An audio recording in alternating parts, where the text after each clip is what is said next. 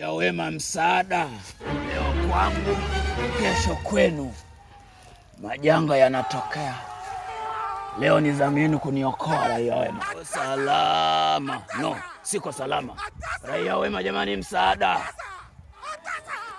Msaada wenu jamani. Mtu mwenye askari. Mmeniweza weza. Msaada jamani, raia wema. Vipi? Bana sio kweli.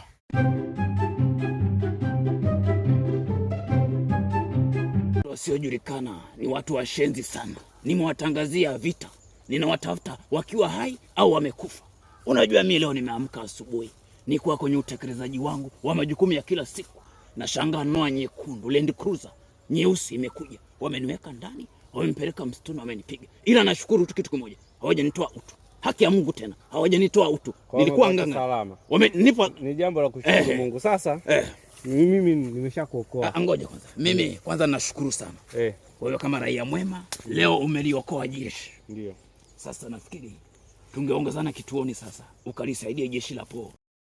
Jua wewe umefika wa kwanza eneo la tukio. Kwa hivyo tukachukue maelezo. Unisaidie kwenye uchunguzi. Na wapataji au washenzi, watu wasiojulikana. Mimi tena. Unalisaidia jeshi kwenye uchunguzi. Shida iko. Sasa uchunguzi wa nini? Relax. Mimi si usiki. Ndio usiki. Ila umefika eneo la tukio wa kwanza. Si usiki mimi. Ibidi nikachukue maelezo. Twende nikachukue maelezo. Acha kudinda.